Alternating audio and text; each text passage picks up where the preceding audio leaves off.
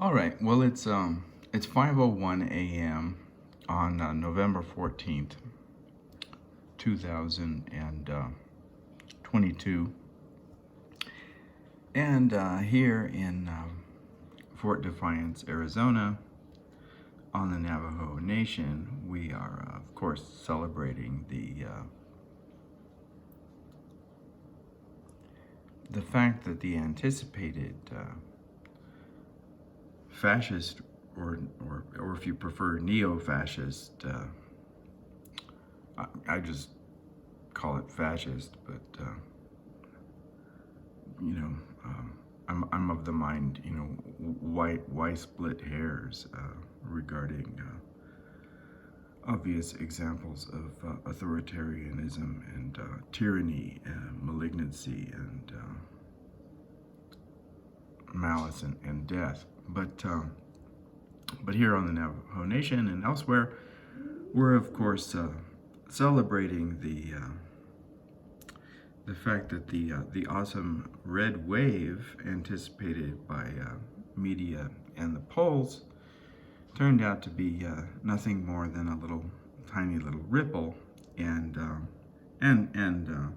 actually considering considering the state of the economy and gas prices and the aftermath of this 21st century plague that we have.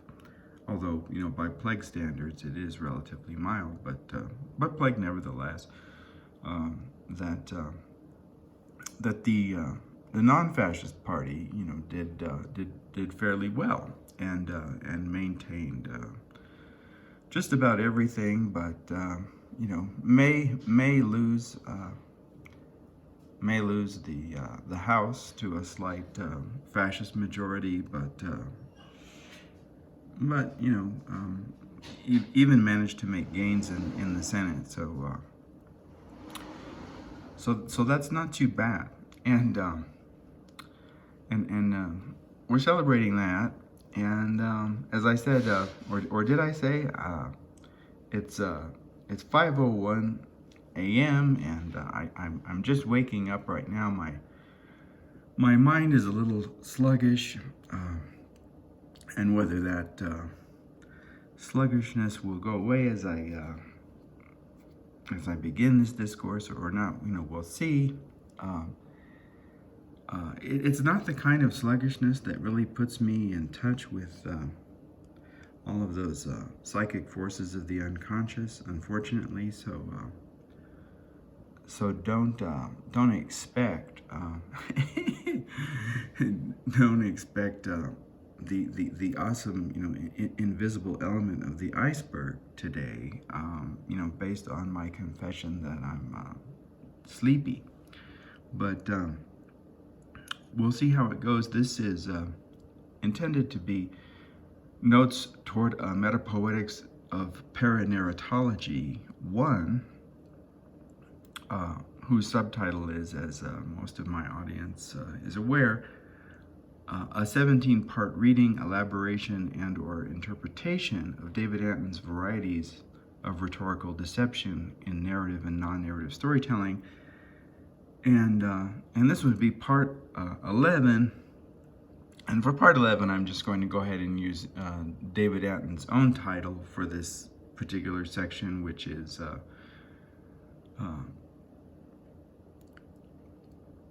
well, it begins, nicely alliteratively, and then kind of, drizzles out on that. But his title is Danger, Deception, Delusion, Illusion, and Recognition, and hopefully, we'll come to an understanding of how each of those terms, danger, deception, delusion, the three that possess those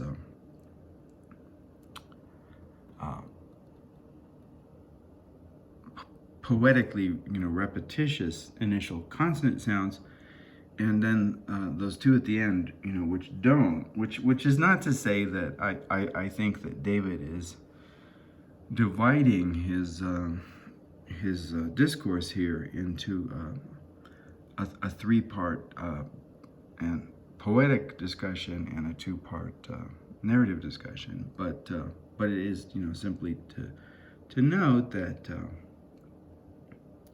I guess the ending on illusion picks up. Okay. So here we go. So you have danger, deception, delusion. Which those three, begin with the D. I hadn't noticed this before. David's very clever in creating these kinds of titles. So danger, deception, delusion, we get the D there. But then if you notice, then the endings are all ION on the words following danger. So if we really wanted to sort, it wouldn't necessarily be which of these two don't belong. It could be which of these two don't belong, or it could be which of these one don't belong, and that would be danger. So you have the three Ds, and then you have the four ions, and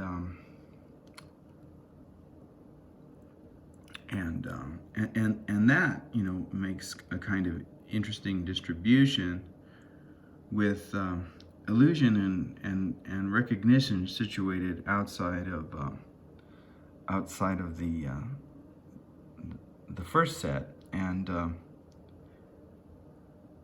danger situated outside of the first set, and then you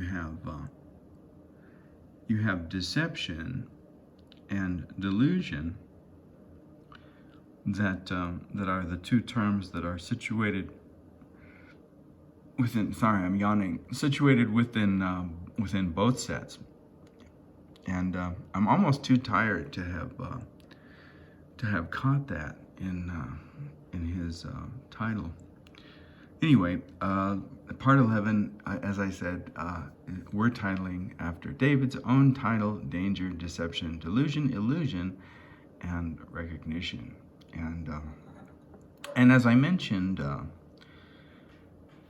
in part 10, I can't follow all of the math and physics that David utilized, to talk about options in moving a grand piano into a high-rise apartment building, or a high-rise educational building, or into a high-rise of any kind. And options that, these options included, whether one attempts to carry, and carry, can be, defined as, either literally carry, or as, a kind of metaphorical carry, push and or pull. Presumably, one would try to do both, would have individuals on the one end pulling and individuals on the other end pushing, and it might be a combination of pushing and pulling and lifting if one were going up the stairs, or of using technologies, not necessarily 21st century technologies, but using technologies either ancient, modern, or contemporary, to hoist this piano from the outside of the building, up to the appropriate level, and then somehow manage to get it through the window. And as I said, I don't understand all of the math and physics involved, so I'm largely going to skip over his discussion of that part. But what I do get is that it gets us to this point in which he can discuss, as part of his discursive strategy, the difference between actual the actual lived experience of real material danger versus delusions of danger. And the way that section allows him to do that is he makes a comparison between this concert pianist in this movie. This concert pianist is played by the actor Elijah Wood in the movie The Grand Piano, and he makes a comparison between his stage fright that results from his traumatic experience of playing this piece called Cinquette, and that's certainly a fear, and it belongs to that species of terrors, right? That haunt the mind, and then he mentions. He mentions, all of the different Greek words and etymologies for terror and fear. I'm not going to get into all of that here because I'm afraid that we've already, practiced a lot of digression. In Interlude 5+5, which is subtitled, if I remember correctly, Paradigressions 1, and then that had an initial arrangement of 1, 2, 3, 4, 5, which was then reorganized and arranged. I think for the purposes of reorganizing it into a kind of conceptual sonnet, but I'm not entirely sure if I remember correctly. As I mentioned, I'm just waking up right now. But since I mentioned paradigressions, I'll go ahead and digress into a recounting of the sections of paradigressions, but not necessarily in the order in which they were presented as a kind of conceptual sonnet. So that was, paradigressions 1, error as emergent discursive domain, or that section, may have constituted a kind of overarching, title describing the remaining 4 sections.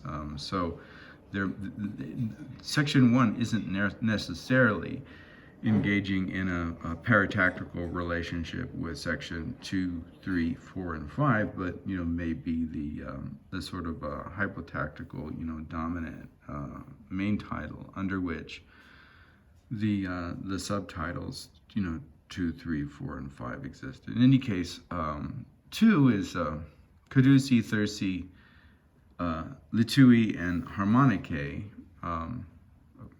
and I believe 1 and 2, were necessarily conjoined at the end, to create the final couplet, with domain and Harmonicae, occupying this poetic, occupying this poetic positionality of slant rhyme, right? And then, if that's the case, then the first stanza was probably represented by number 3, 13 ways in which a desktop ekphrasis can be utilized as a metapoetic and or meta-rhetorical theatrical mask, and that, of course, involved the green mamba, which, if memory serves, although again, I'm a bit sleepy today, but if memory serves, was an example of the eastern green mamba, Dendroapis, can't talk today, Dendroaspis August ipseps, and not an example of the western green mamba, Dendroaspis viridicis, but I'm not entirely sure that that's the case. I guess we could check. Does anyone recall if he looked happy? Yeah, I took a little break and I returned to the image, and in fact he does look happy, and his coloration is pretty bright. There's a lot of saturation, and he's not pine green. I don't know if that's certainly not the way they do it in in taxonomy circles. It's not even close to the way that they key these species out.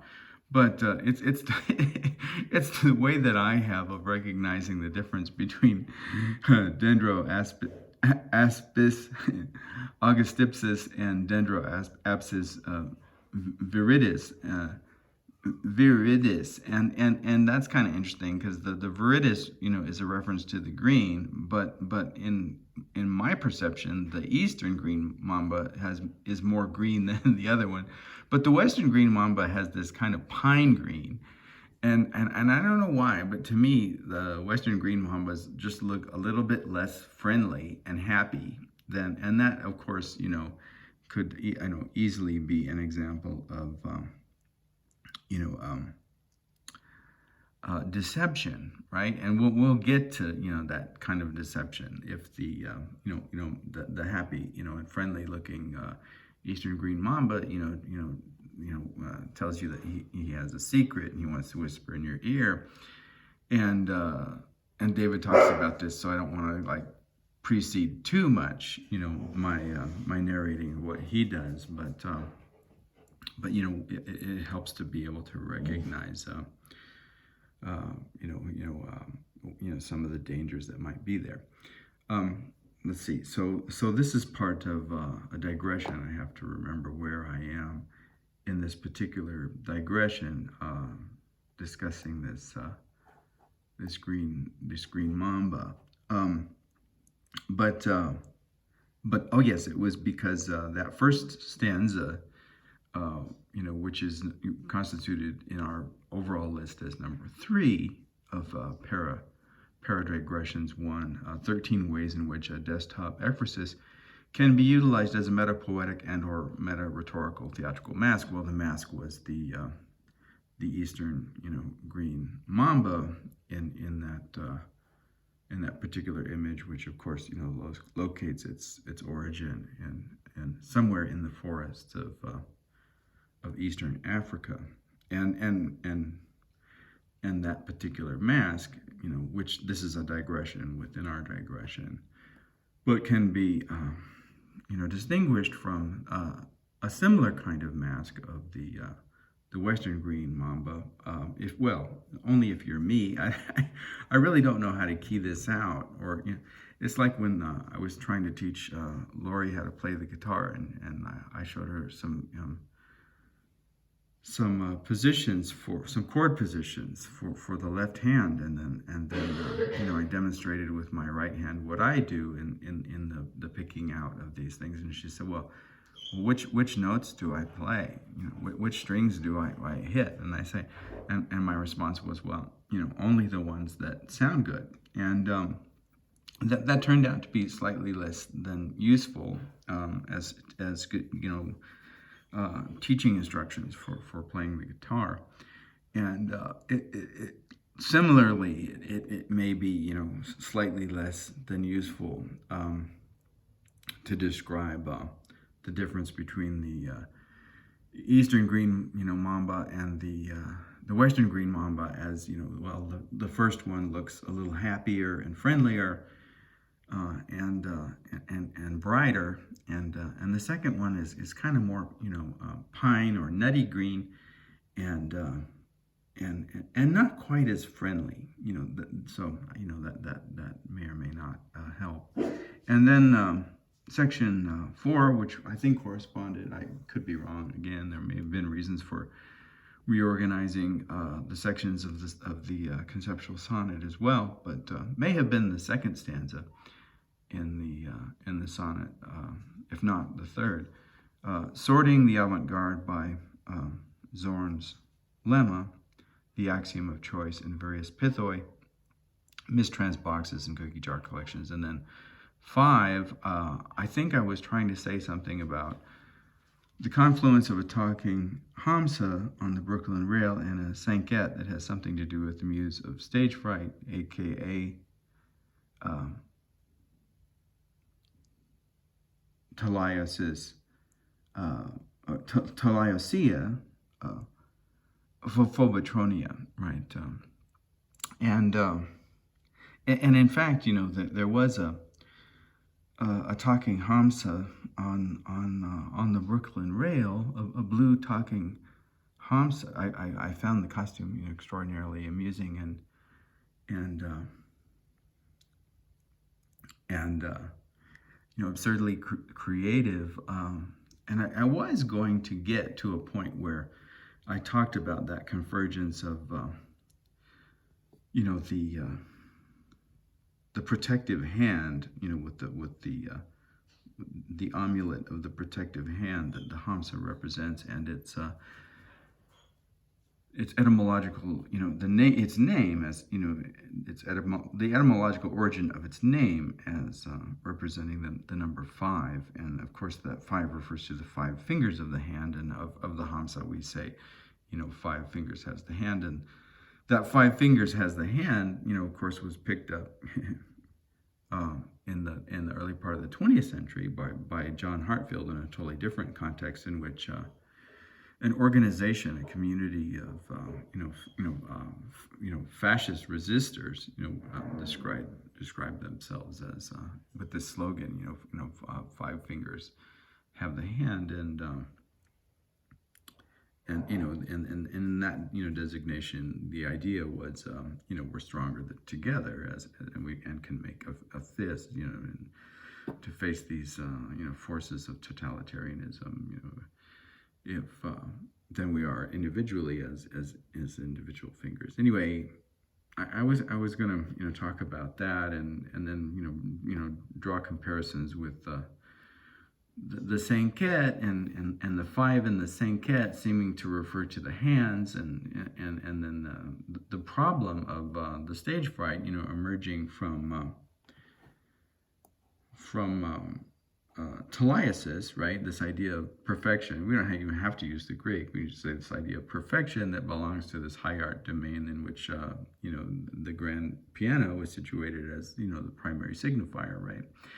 In this particular, and say your muse was paizo, play, you might not have as much stage fright, right? Like kids playing in a sandbox, you don't often see children in a sandbox, playing out these games, creating sandcastles, or playing perhaps elsewhere on the beach in costume or whatever. Suddenly developing stage fright and going like, what's wrong, Tommy? I can't go on. I have stage fright. I'm stuck. I don't know what the next move in building the sandcastle is. It just doesn't really happen because the muse paizo and the muse teleiosis are so different, differently informed, and the social expectations and stakes in engaging the instruction of these muses is so radically different that that particular kind of fear or terror doesn't often set in under this particular muse. And so this muse teleiosis has its advantages, and certainly has its social advantages in this idea of achievement and discipline, and if you can do these things without error and error free, then you've acquired a certain status in the territory or the domain, right, of this particular mode of aesthetics, and that's rewarded, right, socially rewarded and economically rewarded. But there are consequences, for such rewards, as we see in the high suicide rate of rock and roll stars, and beyond that, in the toll that some of these high stakes domains of aesthetics entail for even if it isn't suicide, but and it's certainly not limited to rock and roll, as examples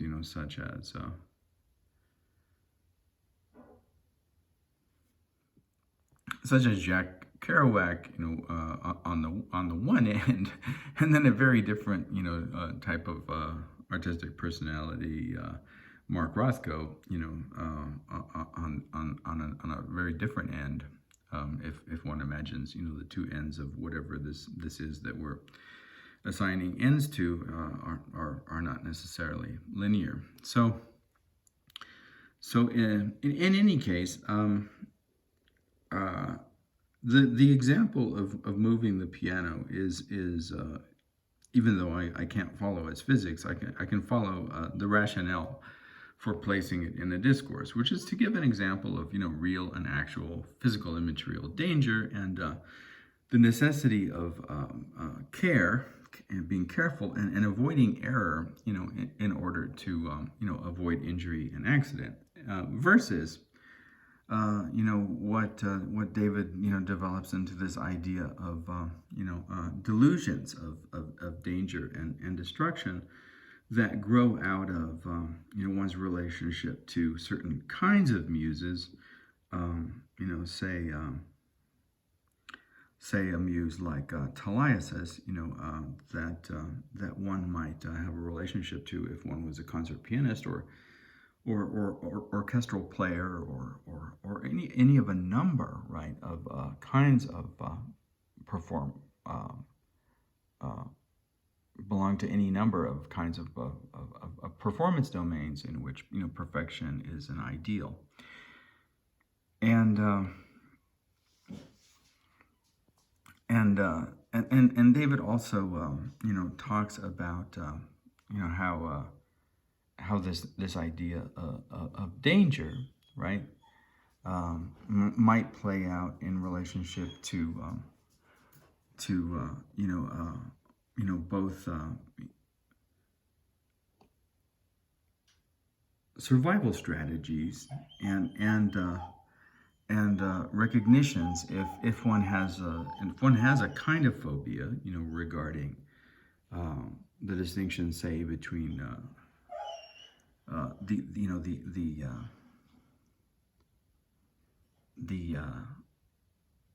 okay, let me backtrack and begin again with where he begins. So in discussing the actual dangers of moving a grand piano, upstairs, he talks about ways that you can mitigate that danger, right? And so some of the ways that you can mitigate that danger is you can have a plan. You can have some knowledge and understanding, and you may have apprenticed with a grand piano mover, on Steinway Street or perhaps elsewhere. We don't have to return to Steinway Street, he says, but we might, and you might have apprenticed with this mover, and this mover has all kinds of experience, or you may have studied, right? You may have studied physics and you may have studied the laws of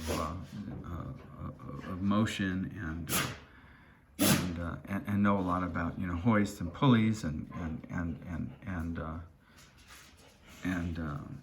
weight and balance and all of this knowledge, right? All of this study and the discipline that goes into the study and the practice, helps to ensure your safety. And then he says, well, some dangers, seem to grow out of irrational fears and delusions, and then he asks this question: how do you know? How would you know the difference? How do you know if a fear is real, versus imaginary? And then he returns to Kathy Acker and her encounter with Herbert Marcuse on the road to Thebes, and says, well, how does Kathy Acker know who she is on the road to Thebes? And if you're in one of these domains of discursive illusion or deception, how do you know? How do you know what domain it is? How do you know what domain of deception or illusion that you're occupying in, or if it's an example of a thaumaturgical domain or a domain that belongs to any one of the Greek muses of deception, whether that's Dolos or Dolos' sister Apate or or the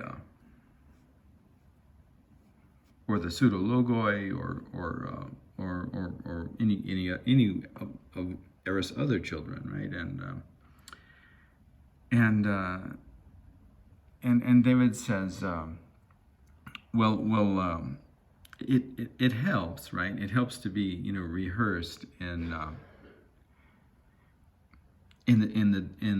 the discourse of recognition. And as I was saying about that, example of the Eastern, green mamba, and how one would recognize him, and how one would recognize, whether he was telling the truth or not, about his being friendly, or about, if the green mamba, claimed that he was, non-poisonous and merely had something to tell you, how would you recognize his domain? Or he says, let's think about it in a different way.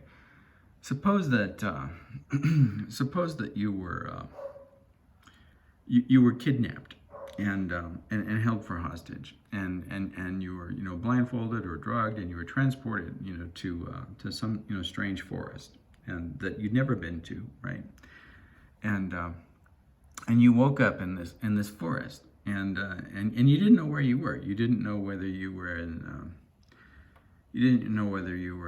Massachusetts, or in South America, or in Africa, or in Asia. And well, you were pretty sure you weren't in Massachusetts, because you didn't see anything that you recognized from a Robert Frost poem, or anything American East Coast. But you weren't sure. You weren't sure if you were in Thailand or China, because you'd never been there. You'd never been to Brazil. You'd never been to Thailand. You'd never been to China, and you've never been to Vietnam. You've never been to either Eastern or Western Africa, and you didn't know where you were. So how would you recognize? How would you come to recognition about what kind of dangers that you might face in this environment, and recognize where this environment was? Well, and he says, so say that you encounter this green snake, right? And then he says, say that, he's raising his hand. There, it's up in the tree. The snake is up in the tree. It's green. It's very beautiful, and it looks kind of friendly, and it's got this happy face, and it's whispering in your ear and telling you, I can tell you how to get out of here. I have no ulterior motives, he says. I have no ulterior motives. I can tell you how to get out of here. And he tells you, he says, I think you're in. I think I know where you are. You're in Belize, he says. You're in Belize. Or maybe he says you're in Brazil. You're in this small town in Brazil. And you look at this snake, and you're like, I don't know. I don't know if that's right. I don't know. And you don't say anything. You don't say anything. You don't tell the snake that you really seriously doubt what he's saying. But David says, because you studied, herpetology when you were a child. Maybe when you were a child and you were, growing up in Southern California, and you're really interested in the environment. You used to love to take walks outside, and you had a love of nature and animals, overall. And you were a curious sort of child. So you acquired, books from the local library. Didn't have a lot of local libraries in the area you grew up, maybe, but you could convince your mother to drive you to the library on the weekends, and you acquired all these books on local, flora and fauna, including, books on herpetology. And then you got interested in, because you were interested in the local reptiles, you became interested in reptiles in general, and you studied, you knew all the different kinds of sea turtles, and you could identify the difference between, a salamander and examples of, other, and a newt, and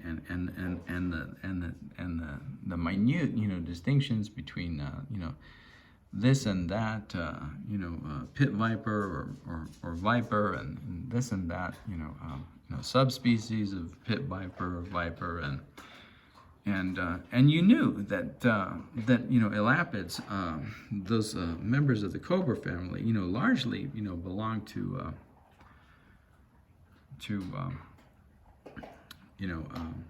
the African continent and the subcontinent of India, and extended elsewhere. But you also knew that the only example of an elapid in the Americas was the coral snake, and the coral snake looked very different it didn't necessarily look very different, but it was small and it was easy to identify because of the bands of yellow, black and red, and so it was difficult to confuse, that snake with any other examples of an elapid. And you also knew that, largely in North America, the only snakes that you really had to worry about were the pit vipers, and as long as you could identify a pit viper, and you could identify those by either developing or having an innate sense that they looked frightening and scary.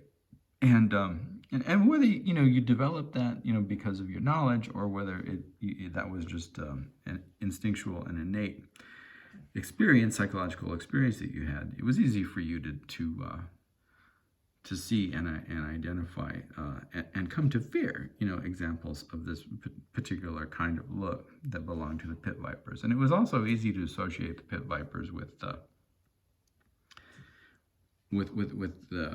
their relatives, the non-pit vipers, the ordinary vipers, right? And it was easy to see resemblances between them and certain kinds of adders, that could be found in the Middle East and in Africa as well. But also to recognize the differences between the true vipers and the adders, and so all of this, belonged to your experience. Well. So if you found yourself, in East Africa talking to this, green mamba, and this green mamba was trying to deceive you about where you were, you would utilize, your experience and your knowledge, from your study and practice, to determine, exactly what, discursive domain, you were in, and what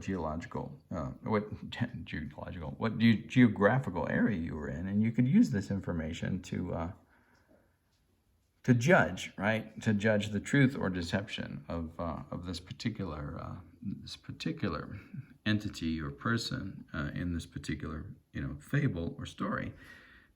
Telling you and offering you advice about where you were and strategies to get home. And if this happened to be this deceptive kind of green mamba, you might question who are you really working for? Are you trying to help me, or are you actually working for my kidnappers, right? So this kind of knowledge and can be used to determine exactly where you are within the discursive domain, and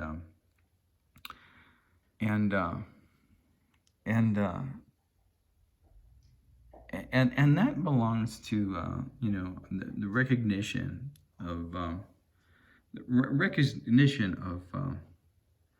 aletheia, perhaps, or at least as insofar as aletheia is related to an understanding of the material conditions of your reality, as opposed to perhaps the depth of where we occupy a place in existence as metaphysically, right? Either within or outside the domain of illusion. But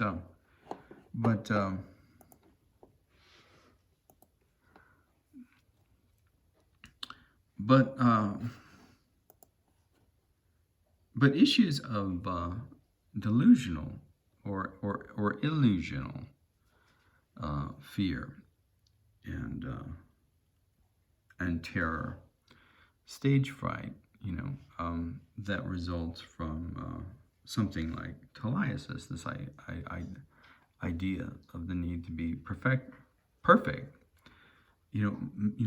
may not, be subject, right, to the same sorts of rational investigation, given your understanding of the differences, right, between between the happy, appearing but deceptive and potentially, deceitful, poisonous Dendroaspis angus stickcep. That's really difficult species name to pronounce. Dendroaspis angus stickceps versus just an ordinary friendly vine snake that you might counter you might counter a green vine snake in Brazil telling you, hey, I think I know where you are. You're in a small village in Brazil, and if you recognize that guy and know that he's not toxic, he's not poisonous, and there are examples of these kinds of green vine snakes in this particular location, then you might have a different relationship between this snake's discourse and the other snake's discourse. So knowing a little bit, right, about the world and being able to perceive differences in expression and micro expressions and microaggressions in tonal inflections and understanding the social motivations, right, for certain kinds of storytelling. All of this can contribute to one's understanding of where deception is, what illusion is, and what form it might be taking in its performance and productivity. But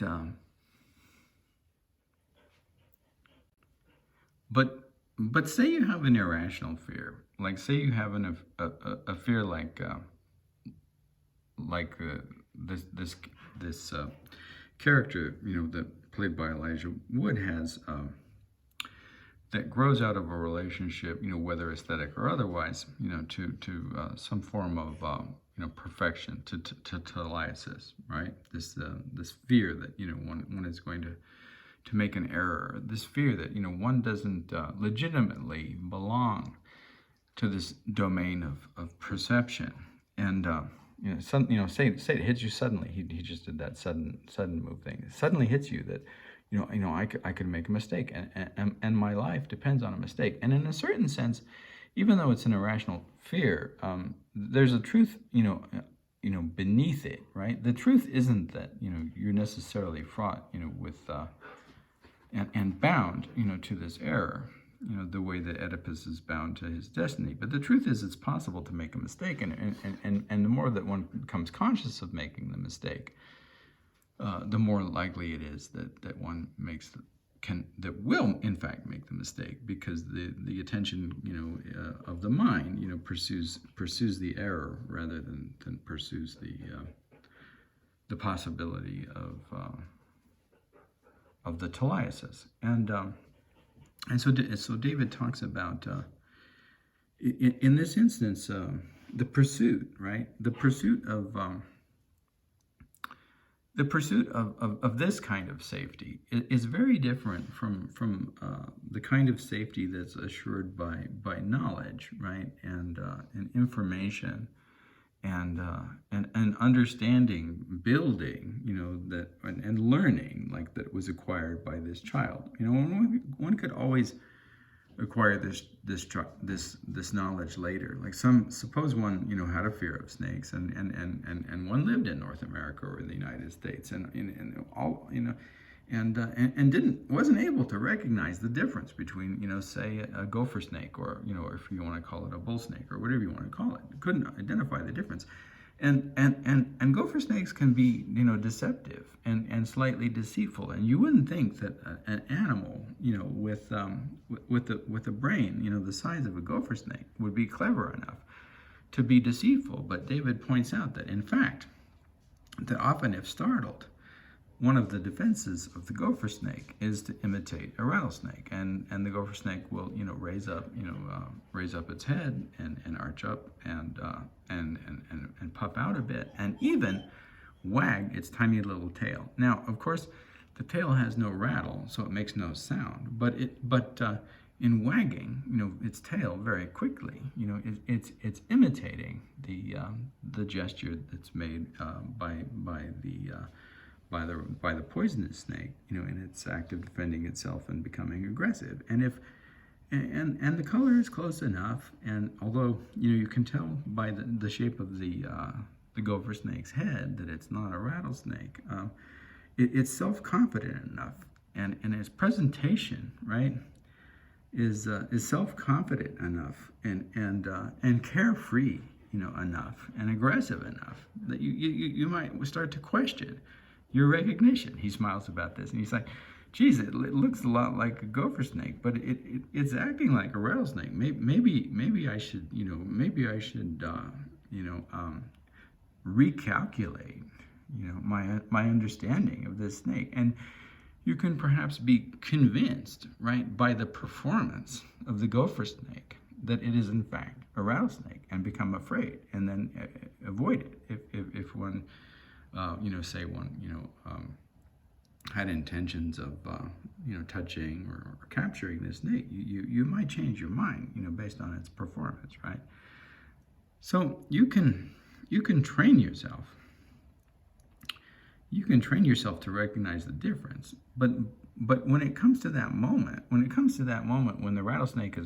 the gopher snake is playing out and deceiving you in its performance as rattlesnake, that your training and your information is only gonna go so far. It's only going to be able to to deal with that rational part of your mind, that part of consciousness, and reason and rationality that belongs to the perception of actual danger. And if you truly have if you truly have a phobia, and you've been inspired by whatever one of these spirits that Pandora let out of the Pythos, right, from her curiosity, and this is not a fear that corresponds to a material reality, but that belongs to the unconscious or subconscious. Then no matter how, right, no matter how much information you've gathered about the distinction between the gopher snake and the rattlesnake, and not only maybe taxonomical that belongs to the physicality of the two different species, but behaviors and representations of aggression as well. When you encounter this guy, if his performance is convincing enough, you're still going to be bound, right? Bound by the terror of this irrational fear. So the strategy here, in relationship to, whether they're phobias that result from, some repressed trauma, or whether they're phobias that result from some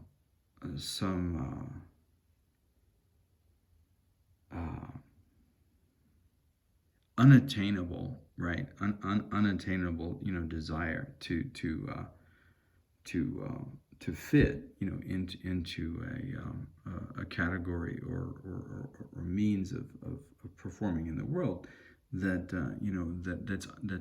unrealistic, such as the idea of perfection, whatever the source or cause of that irrational fear is, that it can't be done away with simply by acquiring knowledge and dispensing and dispelling, the ambiguities,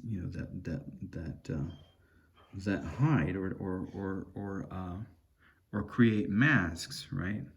Deceptive masks in which the dangerous one, presents itself as the friendly one, or the friendly one presents itself as the dangerous one, and you could say that these are opposite sides of the same coin in a certain way, right? The Dendroaspis angus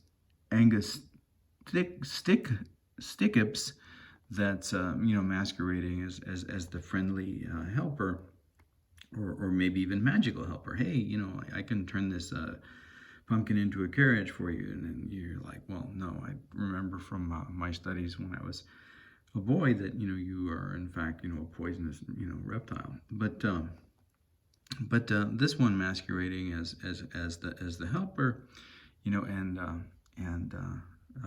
hiding, deceiving, hiding in the rhetorical deception, the danger, versus the if not innocent one, because deception is perhaps never entirely innocent, but the harmless one, pretending to be pretending to be something dangerous and powerful and threatening, when in fact you're just a gopher snake, right? You tell him. And if you're not possessed by irrational fear, and you do have that knowledge, you can laugh and say, you're just a gopher snake, right? And you can pick him up and you can move him elsewhere, or you can proceed on the road to Thebes, or I don't think they have gopher snakes on the road to Thebes, but whatever road you're on and wherever you need to get to. But how is Elijah Wood, or this character that what is his name, Tom? How is Tom, going to get over his fear of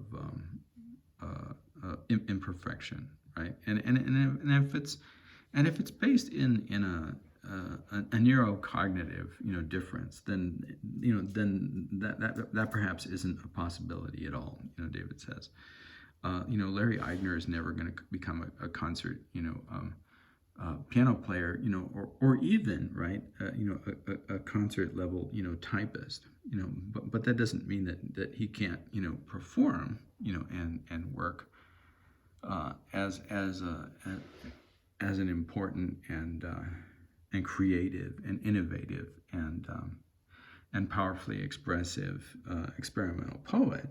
It just means that he can't do so under the wing of this particular muse, Talaiasis, as Talaiasis relates to performance, and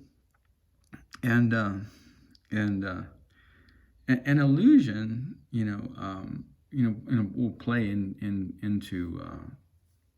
into this discussion in interesting ways later. I'm breaking out of recounting David's talk and anticipating the future of what he says. And there's a moment that becomes very interesting in which, and I'm going to perform a bit of a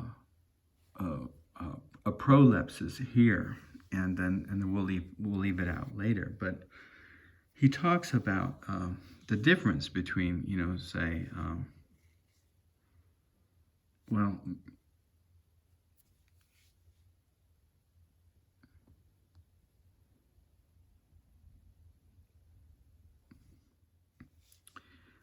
think about the way that Talaiasis or perfection, relates to concert pianist performance, or the performance on stage of an opera singer, right?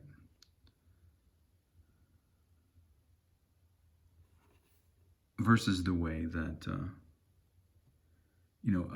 a stand-up comic, right, and the muse of paizo, of play, allows for a lot of variation in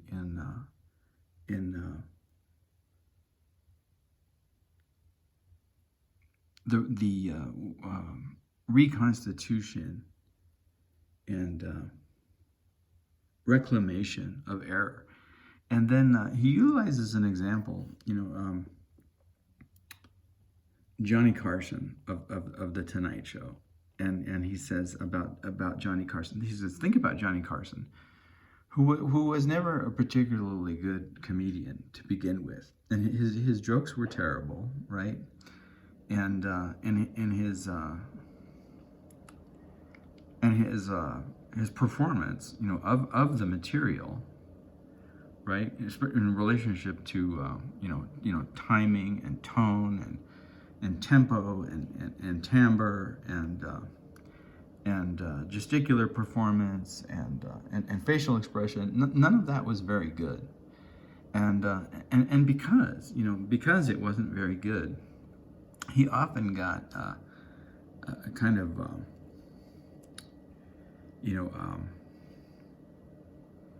half critical response on the part of his live audience, in which they wouldn't necessarily boo or hiss, but there was a kind of guffaw and letdown, a clunk. And what Carson was really a comic genius, at performing was the reclamation of the bad joke, right? So that his humor required that he made these bad jokes that failed, and then the facial expression kicked in, and then he became a master, right? And from the error or from the failure and from the fault, he would agree with the audience, and you could see in his gestures and his features, and he would laugh. He would laugh at the failure of the joke itself, and that was the humor. That was the humor, was to tell the bad joke, and then to allow the audience to catch him in the act of telling the bad joke and his own failure, and then laugh at his failure to be a good comedian. Laugh at his inability to perform the teleiosis, right? And so in Thalia and in comedy, we have that ability, and we have it elsewhere too. And even in David says, and even in the idea of illusion, right? And because illusion, unlike thaumaturgia, the miracle working, in thaumaturgia, you have sacred clowns, but in the end, if it doesn't rain, it doesn't rain, and so there's a certain kind of seriousness, or there's a certain kind of confluence or coincidence in which, the act of rain making and the rain required, right, to effectively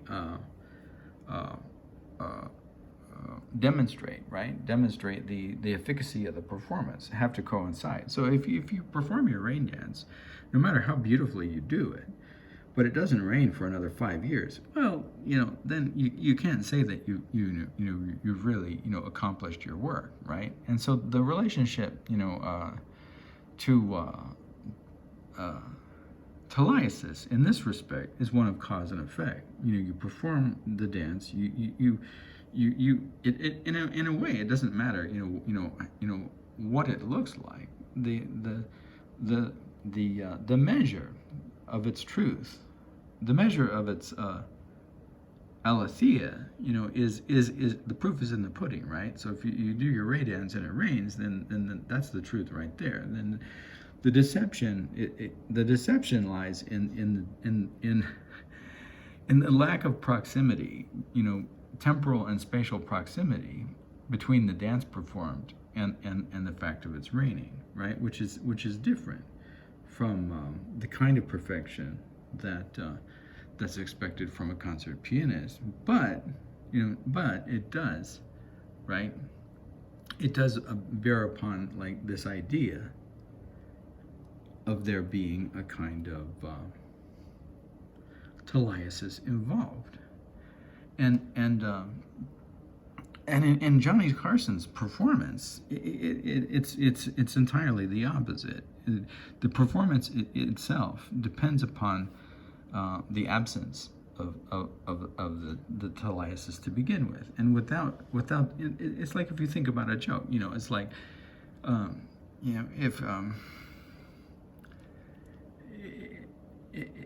if there is no banana peel, on stage, and nobody slips. Not that slipping on a banana peel is all that funny, but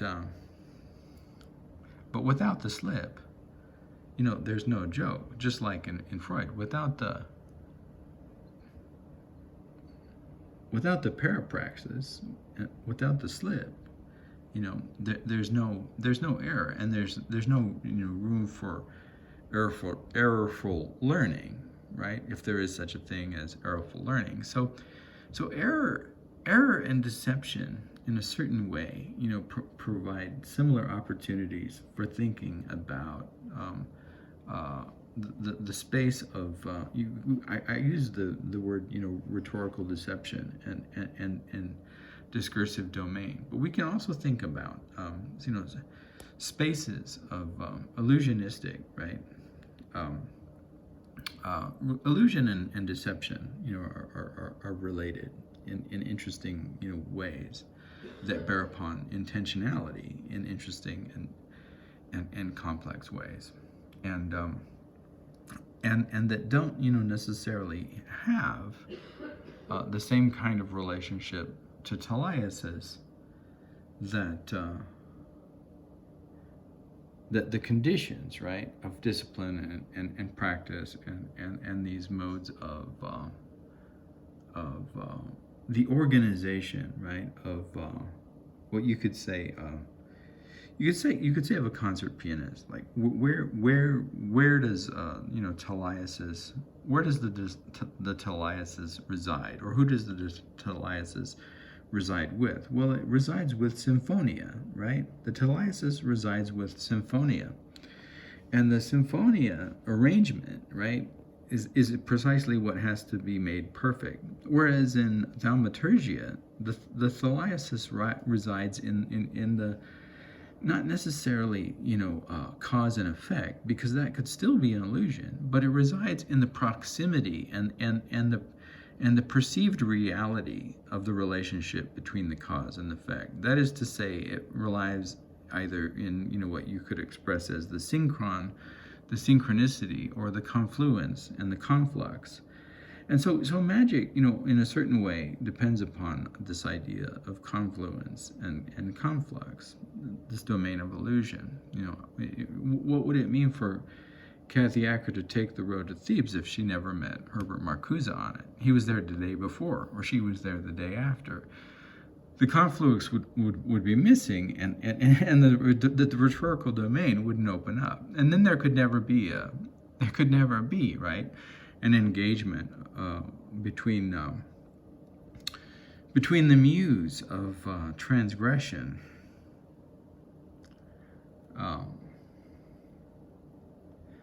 parabasis, the stepping out, and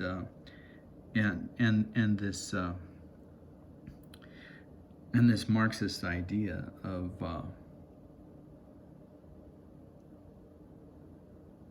repressive desublimation, in which acts of transgression, particularly as they belong to the avant-garde and social critique, are no longer possible, right?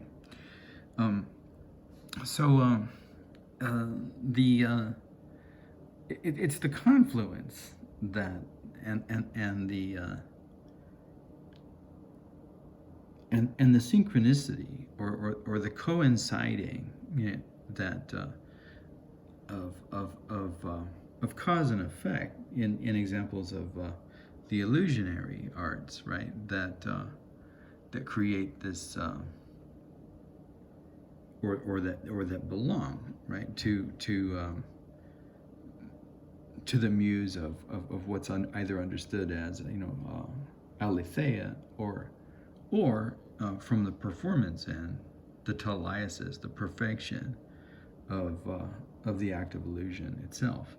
And you think about the difference between the kind of anxiety, right, and performance anxiety and stage fright that Tom experiences as a concert pianist, and then think about an illusionist like Marcel Duchamp, who's interested in in all of these aspects of illusion, including the illusion making machines of early cinema, right? And the representation of motion and the representation of the real world in all of these apparatuses of illusion that belong to the cinema, movies, film, theater, and other kinds of early motion representation machines. And or think about the history of the great glass, right? And the accident of its destruction.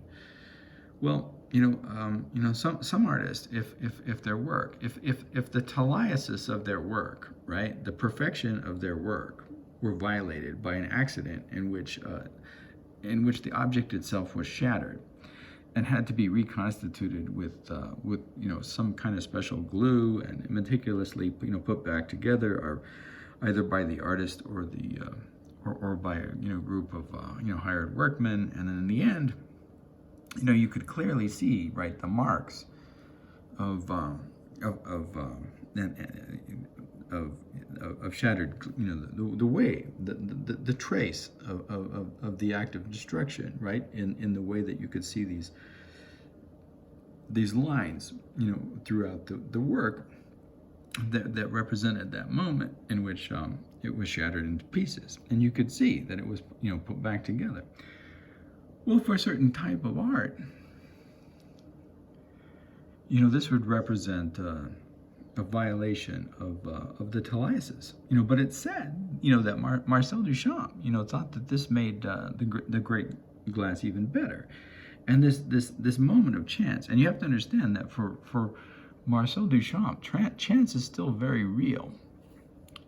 So this accident, and why is it real? Because he's very much aware that he's that he has a relationship to this muse of illusion, right?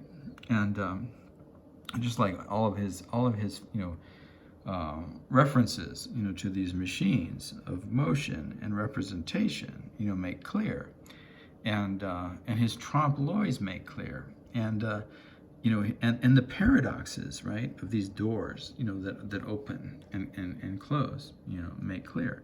Well, for someone like Marcel Duchamp, the breaking, the accident of this work, breaking and exposing, right, revealing, right, or one could say, there's a recognition of the illusion of the wholeness, and the stability of this work of art as this eternal and universal, right, transcendental object, suddenly shattered, and all of the realities of its material and social economic existence, are pushed back into it. And suddenly, it's scarred, right, and effaced with its own history and time. And its own belonging to this domain of the vicissitudes of accident and interruption, and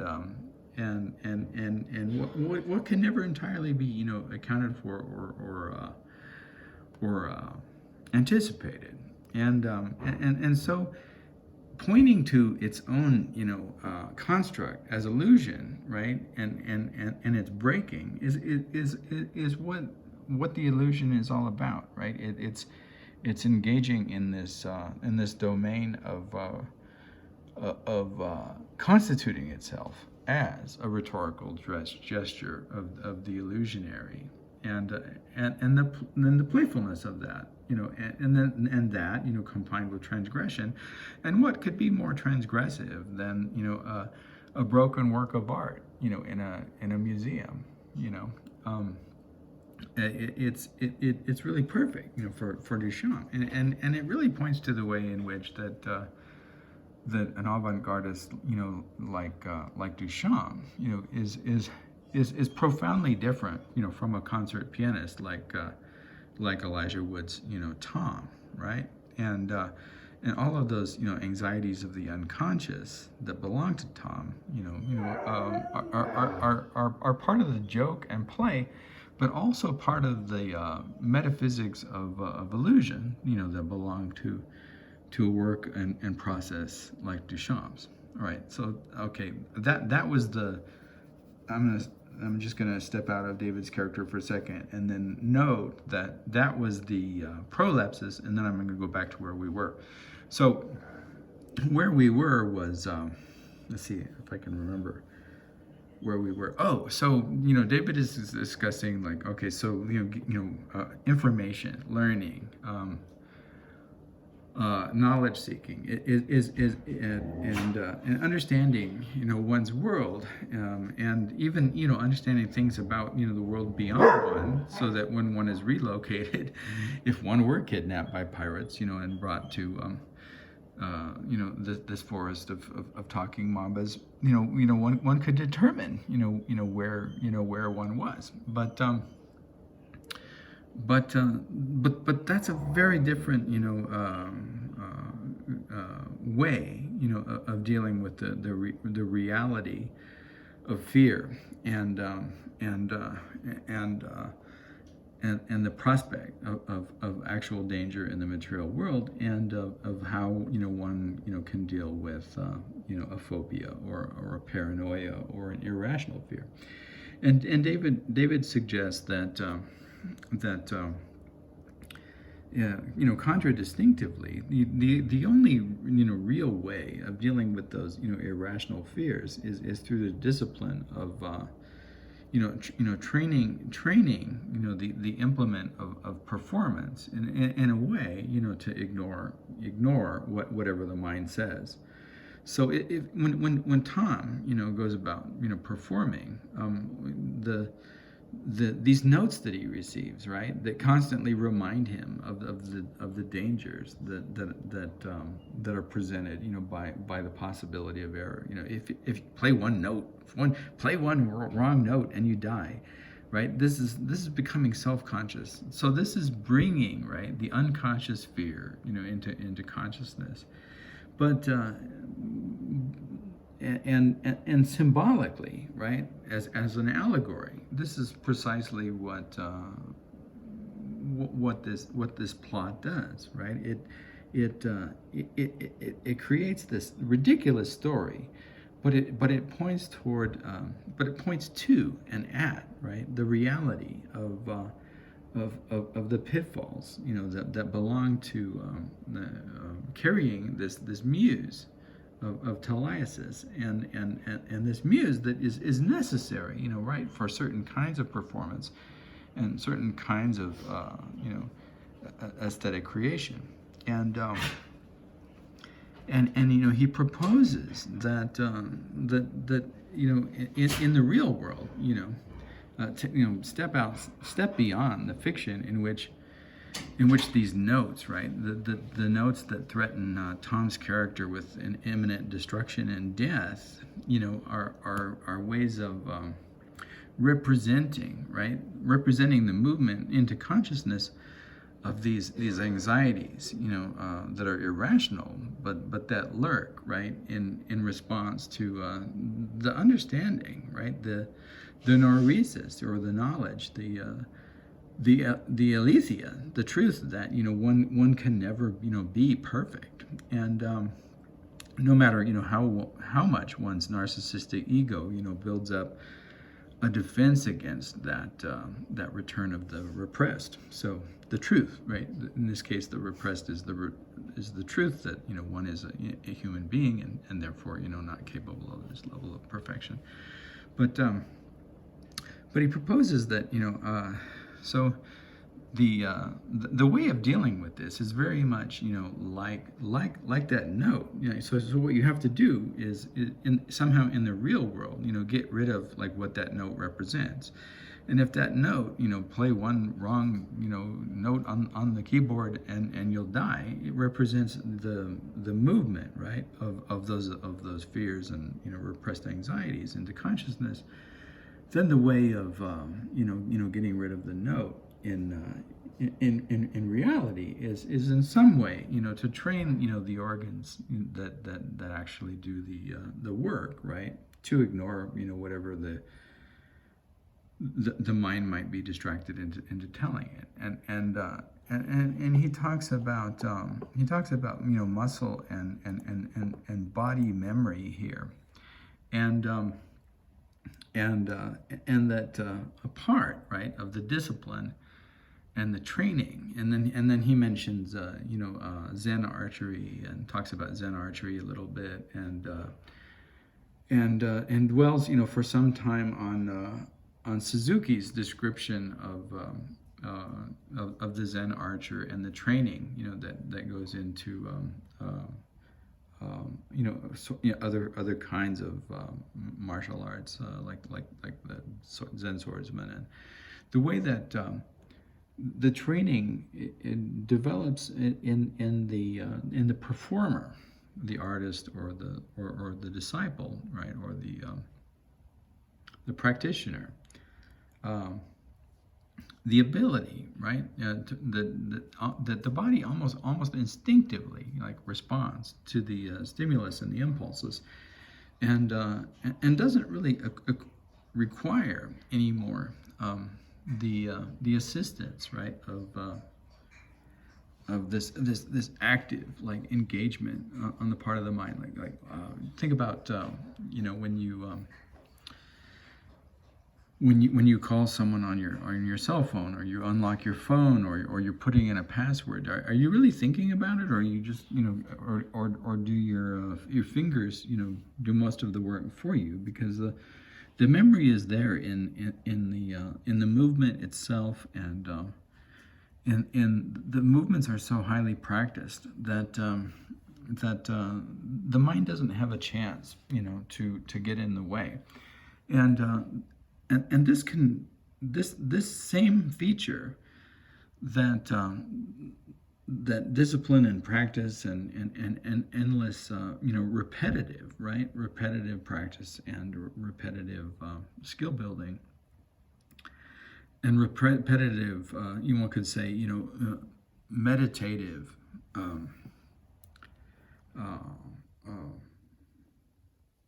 in this sense, right? Meditative movement creates, also, curiously belongs to those instinctual, physiological responses that we perform when we encounter real danger. So curiously, the way to deal, with illusory or deceptive, right, fears, and he talks a little bit. He goes on here, and he talks a little bit about a piece that he had written in one of his books called Meditations, and this poem is a list of fears, and he talks about these fears as delusional, and I'll step out of David Antin's character here, and well, let's see, before I do that, I'll say how I'll describe the way that David describes the relationship between how instinctual responses to actual fears share aspects of this kind of training, right? This kind of meditative, physical training that can assist in overcoming irrational fears. But he says, say you put your hand on a hot stove, right, or a hot implement, or accidentally slip into a fire. Well, your body responds to that event even before it senses pain, instinctively, and for some people, and then I'll step out of character here. I have this, right? If I see if I see a rattlesnake, I'm not struck with fear, because I recognize it, and I understand that I can, just go around it, and it's not a problem for me. Or if I want to move it, I'm very careful, and I know how to move it, and I know how to pick it up, and I can do that. And if I need to kill it, which is very rarely happens, but if it's recently, here in Fort Defiance, we had a rattlesnake inside our yard and our fence, and and it was nighttime, and I need to let the dogs out because they have to urinate and do their business, various hours of the night. Otherwise, they do it inside. And if it were in the daytime, I would probably capture the snake and then return it to the wild. But at night, it's virtually impossible to do this, and to return it, outside of this area that we're in which children play outside, and I have to do. I have to move it, a considerable distance, and it's just not safe. And in the meantime, my dogs are in the yard and barking at this rattlesnake, and the only option, right, is to kill this snake. And so I have to perform that. But I'm not afraid. I'm not afraid to do it. And if it were daytime, I would not have been afraid, to capture it and release it in the wild. But I do experience fear if I'm not aware that there's a rattlesnake and it's within striking distance of me, and I suddenly become aware of it. Say I'm reaching for something and I didn't see the rattlesnake and I touched the rattlesnake, or I'm about to take a step and suddenly I realize that I'm within 2 inches of a rattlesnake. And then before my mind can really react and I can process the information, my body takes over, and I find myself and I really say find myself seriously here, because I don't remember doing it, but I find myself, several yards in some other direction. In other words, my body, kicks in, and there's an explosion. There's an explosion of adrenaline and movement that launches me from wherever I am in proximity to this rattlesnake to some other proximity, and where I'm, considerably safer. And this only happens for me in relationship to rattlesnakes, and it's interesting because it does, I can misperceive other animals, and I don't have responses like that, and I can suddenly find myself confronting a skunk, and I won't perform the same gesture. I'll carefully back away.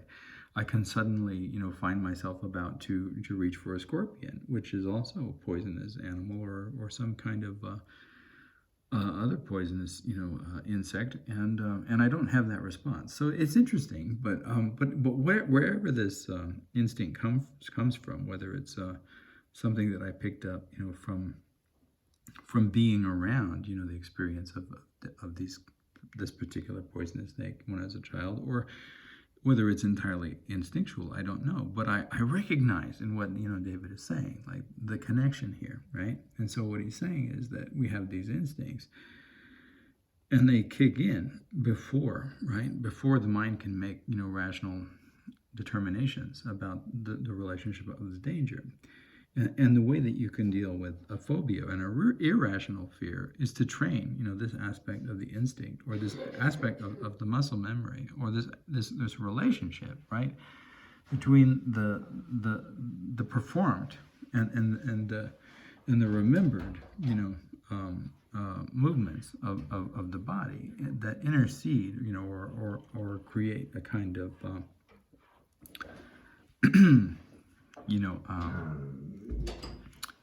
create a kind of interruption, in that signal that that sparks danger from the irrational domain of the unconscious to the conscious, and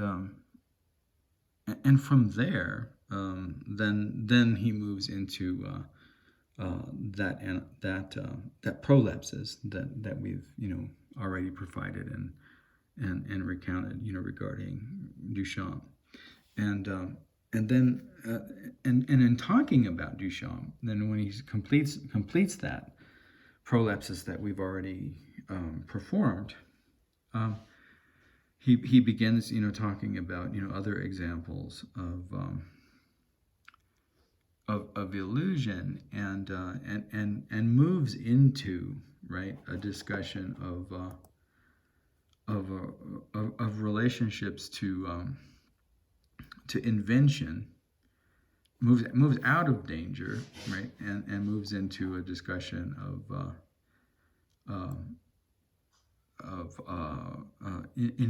particularly of invention and technology that relates to a construct that he's moving toward that explores the idea of a kind of illusion, a kind of non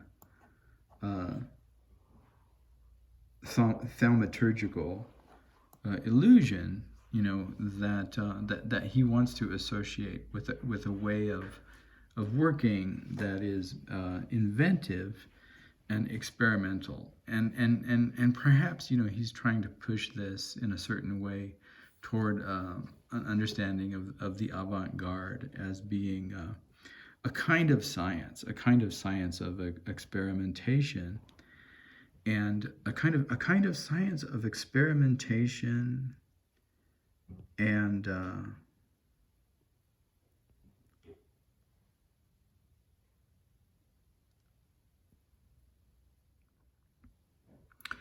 experimentation and problem solving, right?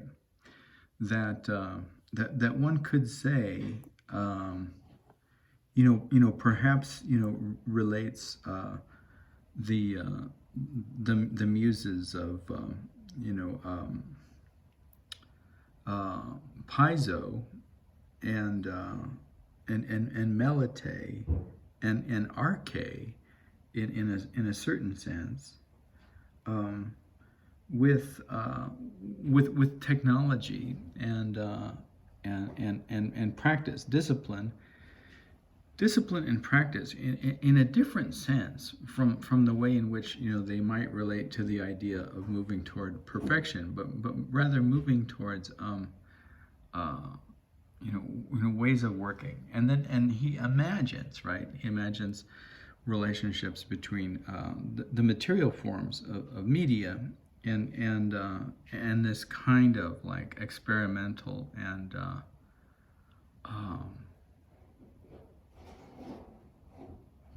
problem-solving praxis that he wants to talk about, and the reason that he does it here is he says the difference between, and he says we could look at the Greek word for science, and we could think about this as a way of like exploring the world, but he says but the thing about this kind of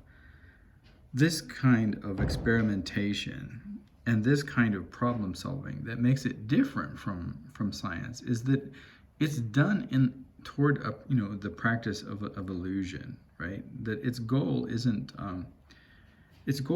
strictly speaking, its goal can be in part to understand the world, but in the process of understanding the world, it of necessity,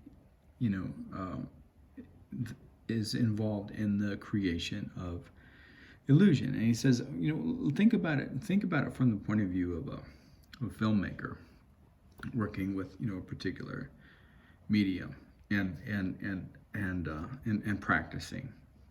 Like say this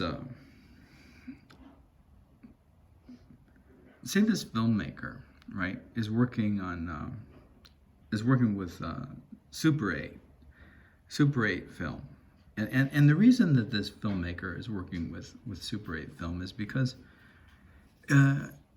it's a medium that can be held by hand and doesn't require a huge cumbersome apparatus, and maybe this filmmaker likes going to various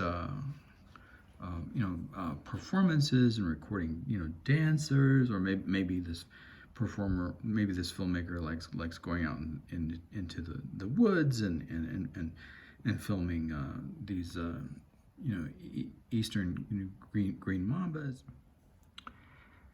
So let's just say it's the latter, and this filmmaker is in East Africa and in the forests of in some forest in East Africa, he or she or they, encounter this Dendroaspis angusticeps.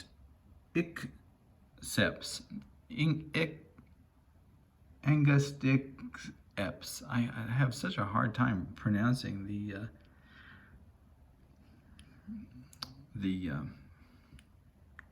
species name of this this particular eastern green mamba. Dendroaspis angusticeps. I can't pronounce it.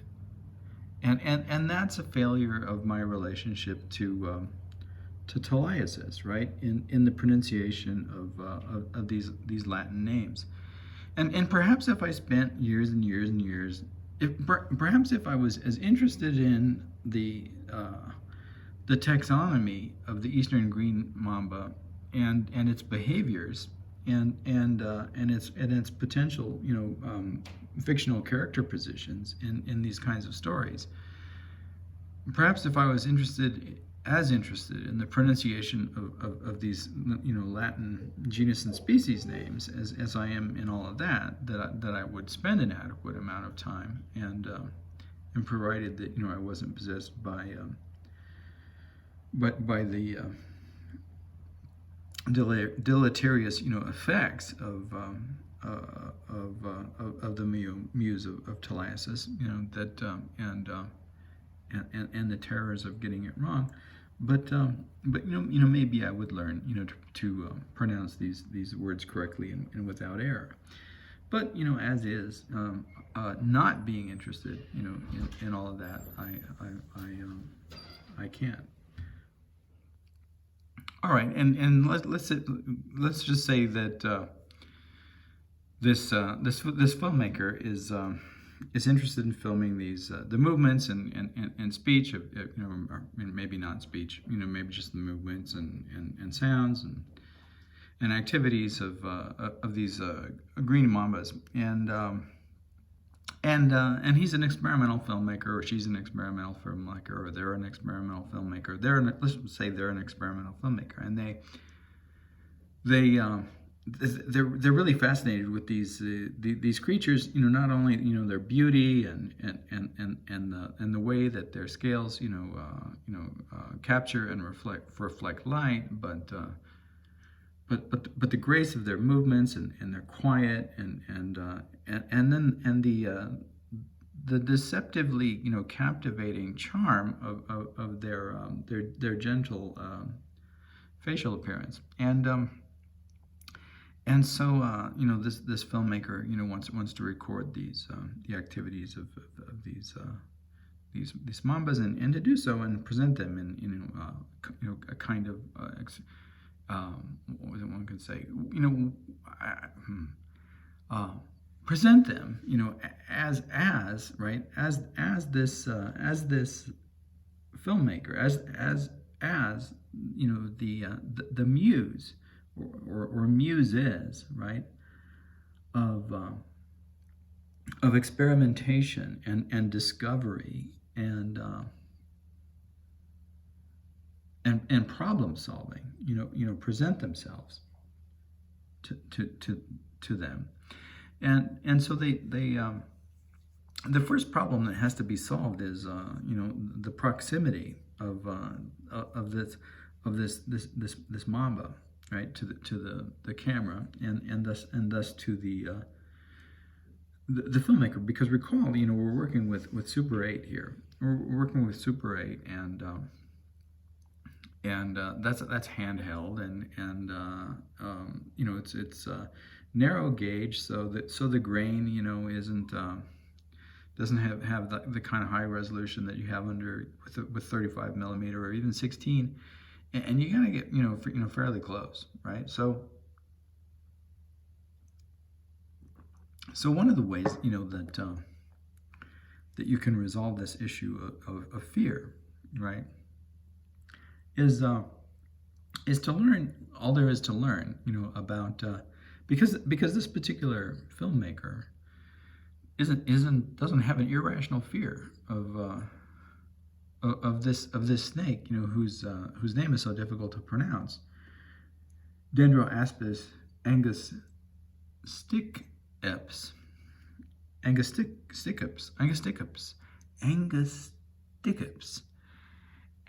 Dendroaspis angusticops, and because they don't have an irrational fear of Dendroaspis angusticops, they can learn. They can learn all about what kinds of movements are safe within the proximity of the snake, and how close exactly they can get to the snake before it, and they can learn what signs the snake makes when it becomes threatening and wants to attack or bite or when it feels threatened, right? And they can learn about its movement, and they can study all of this, and this helps them to prepare for this engagement with the snake. But even so, it doesn't their understanding doesn't necessarily change the behavior of the snake, and there could always be an accident. So they have to have a certain amount of courage and to perform this. And maybe for this particular kind of engagement with this particular kind of experimentation and problem solving, in addition to needing to have a relationship to the muse melite, and needing to have a relationship to them to some kind of a relationship to the muse aletheia, right? Because you have to know the truth about this snake. You can't be deceived by its soft voice and its pretensions and its deceptions. You have to know when it's lying and when it's telling the truth in order to capture this particular species of snake on film, right? And so you learn all of this, and this is part of your process, and you develop these strategies, and this is part of your problem solving, and then you go out and you experiment with filming the snake. Well, what you learn in the process of filming Dendroaspis angustipsis is that you can only film the snake for a short amount of time. You only have the opportunity, with the materials that you're using, with the technique that you've got there, which is the Super 8, and you're recording the sound, and you're recording the sound at the same time that you're recording the actions and the movement of the snake. And you're doing all this, and you're doing this, part of your brain is paying attention to the aesthetics of the snake and the sound that's going on, and the way that you're recording it. But part of it is also keeping you alive, right? So your brain is kind of split. It's performing these two activities at the same time. One activity is responding to the danger, right? And one activity is creating, this illusion that you want to create, this illusion of if it's not a narrative, right, it's still a kind of linear telling of the events and the actions of this particular creature in space and time, right? And you want it to be beautiful, so that you're going to have to move the camera in certain ways. You're going to have to hold still in certain ways. You're going to have to respond to the movement of the snake as if it were a dance. And you were dancing with the snake. So you're dancing with the snake, and you're also protecting yourself against the snake. And you're going to have two different sets of concerns. That one belongs to this realm of aesthetics, and one's that belongs to this realm of safety. And you're problem solving on how to bring these two realms together while you're performing this action, right?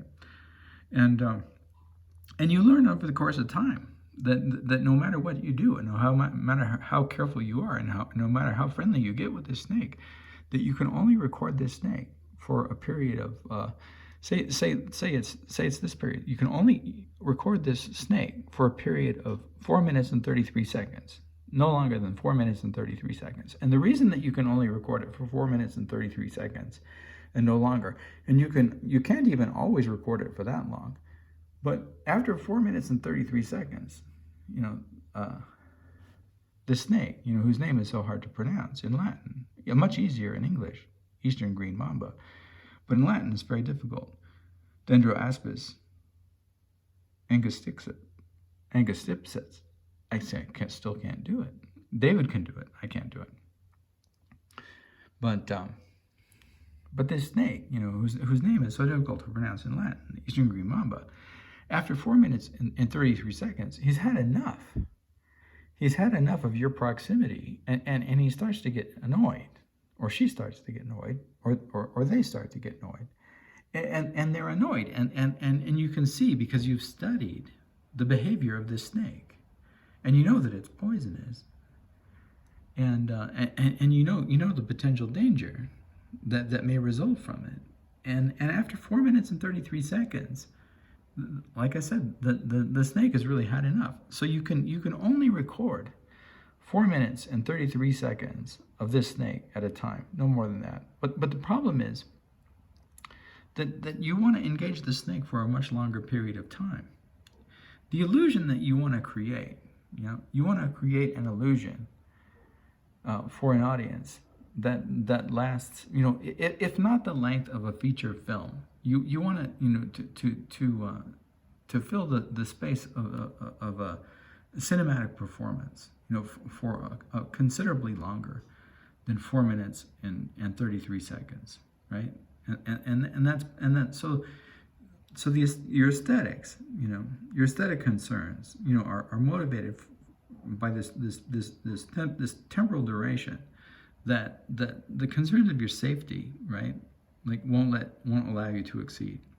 So you want to come up with a solution to this problem, and this is part of the experimentation, and this is part of the problem solving that belongs to this particular mode of illusion making in cinema, that's fraught with danger, and it's real danger, right? And that requires practice and experimentation to resolve.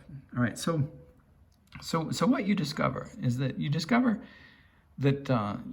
can take the 4 minutes and 33 seconds of your film, and rather than running it through the and you're interested in time anyway, like let's say one of your concerns is time, and you're interested in time and pattern, and in addition, to having melody, as one of your muses, you also have symphonia, right? You have arrangement, and you're very much interested in the relationship between arrangement and arche and duration and all of these other elements that you're playing out, and you discover that rather than running the snake, through this linear, right, representation of its dance, you can take the materiality of the film, the Super 8 that you've developed and processed,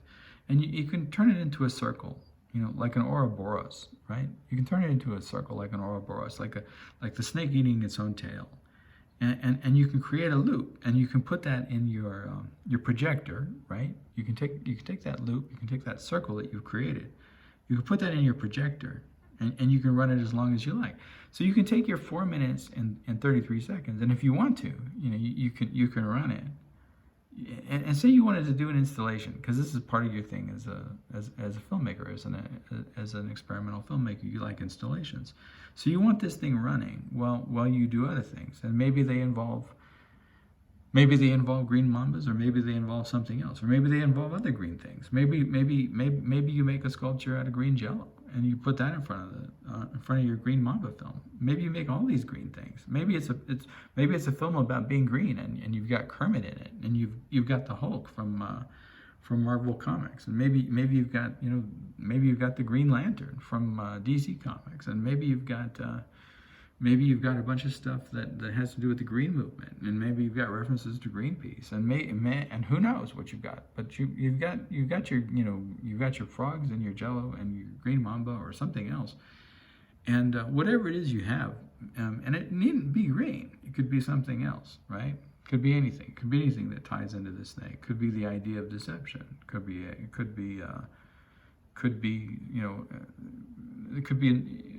innumerable, things that you want to establish in relationship to this image of the snake. And it doesn't really matter what it is, but what matters is that you've come up with this idea, or that you've stolen this idea maybe from someone else, because it was there before you. Maybe you stole it from Standish Lauder, or maybe you stole it from some other experimental filmmaker,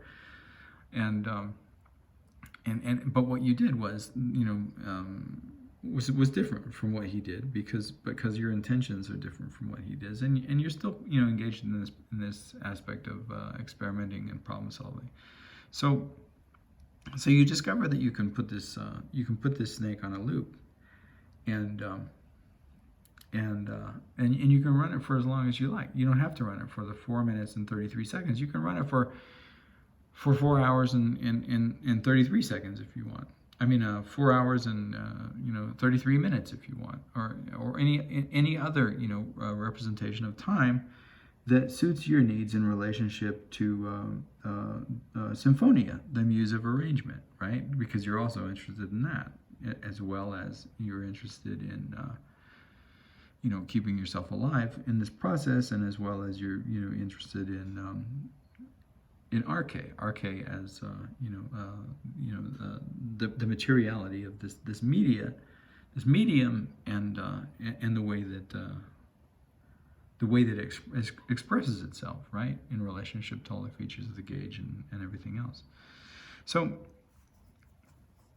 you've got you solve this problem, and you're looking at the film, but something bothers you about the film, because you are interested in pattern, and you're interested in the coherence and flow, right, of the movement of the snake as a dance, and that moment in the film that you've collaged it together, right, because you had to glue it together, right, to create the circle. There's a moment in the fluidity, and if you wanted to call it narrative fluidity or the story of the dance or whatever it is, but it's the unfolding, right? It's the flow of the unfolding, and there's a moment in which the edit creates this problem because there's a leap, and when the snake when the tail end, right, of the film returns to the mouth of the film, there's a kind of jump because the snake isn't in the same place. And this is a problem.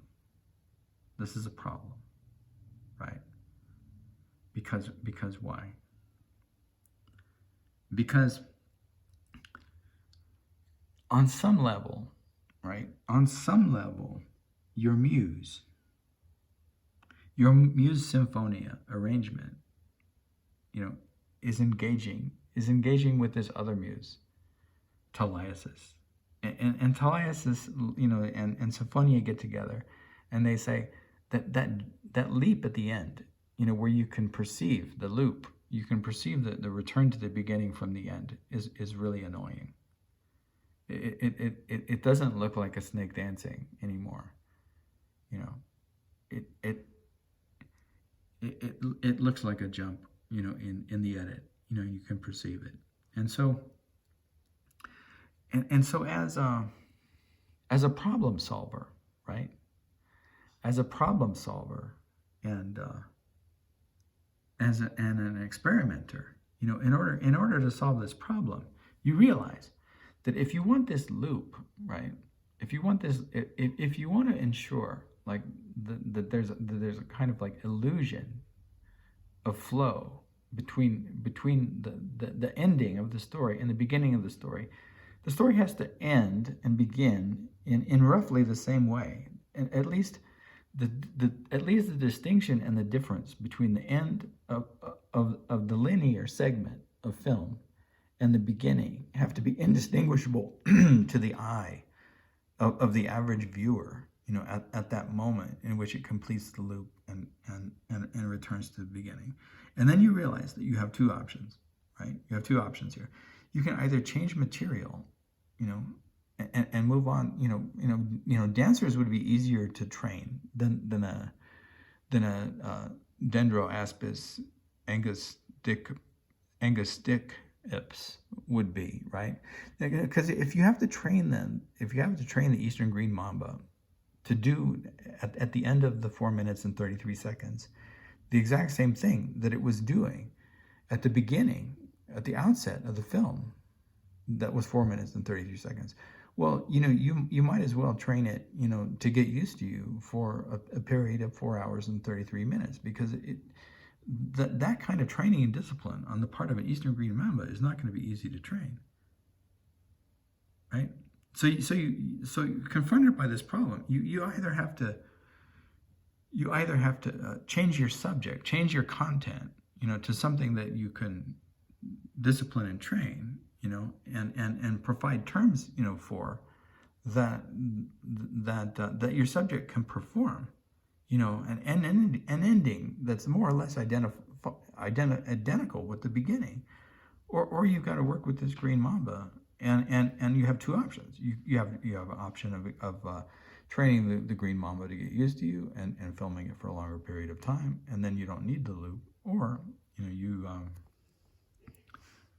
or perhaps you actually train it to perform this dance that begins and ends with the same movement. Okay, well let's say that you can actually do that. Let's enter another a fabulous mode. Fabulous here referring to the idea of fable. We're entering this fable mode now, where you can actually train your green mamba to perform the same activity at the end of the 4 minutes and 30. For some reason, he still gets annoyed after 4 minutes and 33 seconds. Let's imagine this. This is green. Okay, imagine this. That you can't, for some reason, you can't train the green mamba not to get annoyed after 4 minutes and 33 seconds and to act out hostilely. But you can train the green mamba to perform the same activity, at the end, toward the end of the 4 minutes and 33 seconds that it performed at the beginning. And so you can mask that point in the loop that you created, right? And then you've solved your aesthetic problem. And for some reason, that you learned enough about green mamba behavior that you can continue to solve your safety problem, right? I'm not saying this is realism, but it's possible to imagine a fable that's constructed in such a way, right? David says.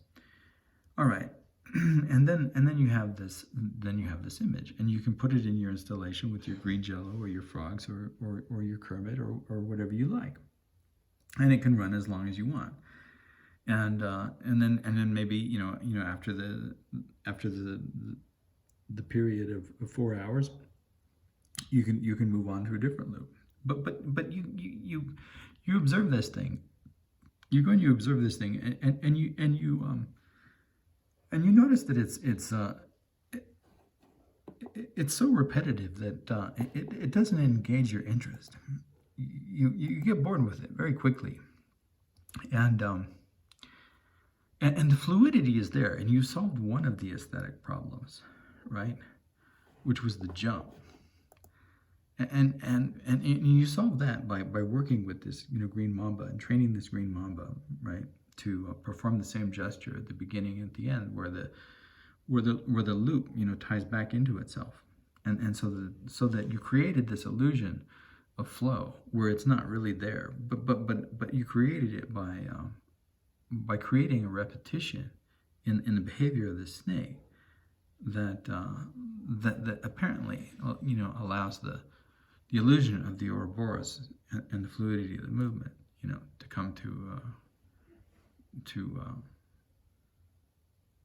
to be disguised, right, within the what is in fact, a linear representation in time. So you've taken linear time and you've turned it into a circle, but you had to cheat in a certain sense. But you cheated by problem solving in relationship to teaching certain kinds of behavior to your green mamba. All right, then you notice that it's boring because it repeats. It repeats endlessly and without much interest. And this kind of repetition isn't as interesting to you as you imagine it could be if there were variations. So you come up with a solution to this as well, right? And the solution here is that you create another film, and this one is you're limited to a duration of 4 minutes and 33 seconds, right? That's correct. But there's nothing about this green mamba that says that you can't make a film that's less than 4 minutes and 33 seconds, right? Because the 4 minutes and 33 seconds, that just defines the length of time before this green mamba attacks you and destroys your life. And any amount of time, prior to that, you can still film them without considerably annoying them. So you make another film, and this one is let's say this one is 1 minute and 22 seconds, and you train them again in the same manner to perform the same exact activity and in the same exact position at the end of the 1 minute and 22 seconds as they performed at the beginning. So whatever gesture that is, right? And then you have two films, and you realize that what you can do is you can intercut these two films. Well, not intercut. That's the wrong term, but you can. If you have two projectors, right, you can project these two films, simultaneously, either completely overlapping one another or partially, right, or as partial superimpositions of one another on the surface of on whatever surface that you want. In like it could be water, it could be water contained in a glass vessel. It could be a curtain. It could be a moving curtain. Fluttered by a fan. Or an open window. It could be a number of things. And these two projectors, could be projecting these loops. But because these loops, right, are made in terms of different signatures of time, the ways in which they overlap will continuously be changing and transforming, and create variations and differences and durations, of movement and overlap and variety, that wasn't there, in the single loop of either one, the one that was 4 minutes and 33 seconds or the one that was 1 minute and 22 seconds. And then you solve another problem, which was the lack of interest, right? The lack of aesthetic interest in the symphonia aspect, the arrangement aspect of the repetition of your 4 minute and 33 film of the Ouroboros, Green Mamba as Ouroboros, that you turned into a 4 hour and 33 minute installation project, right? So now you've got something going, and it's interesting. It looks good, but now you're starting to get interested in other aspects of the work, because you're engaged in the idea of pattern, and you're engaged in the idea of and you're interested in mathematics and relationships between patterns and movement and number and organizations and arrangements in time and in space, right? And maybe you start to think about projection rates and changing rates of projection, and changing the way that motion is perceived in these two different films. And then there are a number of ways you can do that. And then you get interested in some other aspects of maybe melite, or maybe you're informed by Sophia. Maybe you're informed by Sophia in a way that's unexpected and results from the patterns and arrangements in time that you've created so far. And because you're an experimental artist, and because you're a problem solver, and because you're engaging these ideas of time and space and movement and fluidity, and as well as all of the technical aspects of the apparatus, Maybe you decide you want to do something else. And so you decide you want to do the dance backwards. And then something happens. Something occurs to you when you try to make the dance backwards. So you flip, or maybe even before that, maybe before you decide that you want to do the dance backwards, you decide that you want to do something symmetrical, and you say, well, I'm gonna flip this. I'm gonna flip this film. I'm gonna flip this film horizontally, and then you realize, oh my gosh, I can't do that because this is Super 8 and it's only got sprockets on one side. And if I flip it horizontally and I try to do something symmetrical with my Ouroboros, I can't do it because it's only got sprockets on one side and I can't run it through the projector. And then it occurs to you, you say, well, what can I do? Well, what if I flip it horizontally and then I turn it upside down? Well, I can get it to run through the projector that way, right? But then it's going to run backwards. Isn't that conceptually correct? Right? So I can get the snake, I can get the snake to run backward and forward, but I can't just flip the film horizontally because of the nature of the film. Now, you could say, well, you can change your medium, right? Yeah, and I can film everything on different kind of 16 millimeter that has sprockets on both sides, or I can get 35 millimeter film, and then if I get the 35 millimeter film, I've solved my problem in terms of the way that I want to flip this thing and create the symmetry and run it forward, but I don't have the hand movement that I need, and I can't carry this this heavy 35 millimeter film equipment through the forest where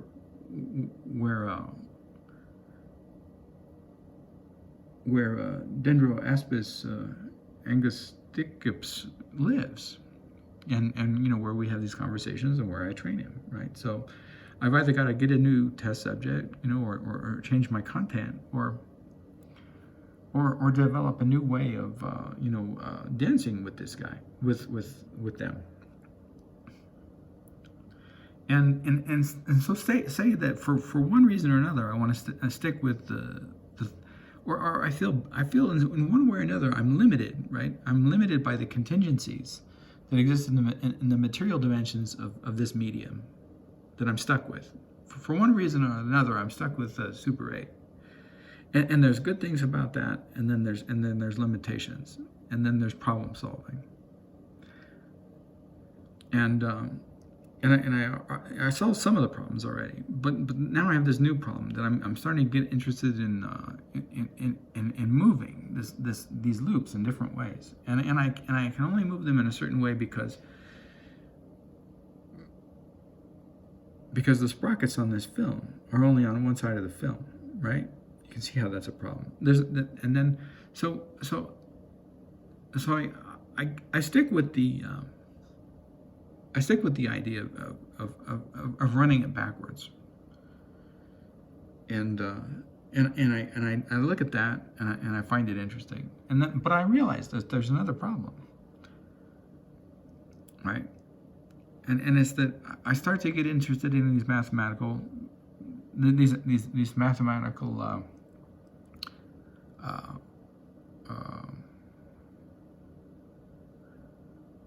paradoxes involving space and time, because I'm working with these elements of space and time in creating this flow and this movement that's related to the storytelling of this dance of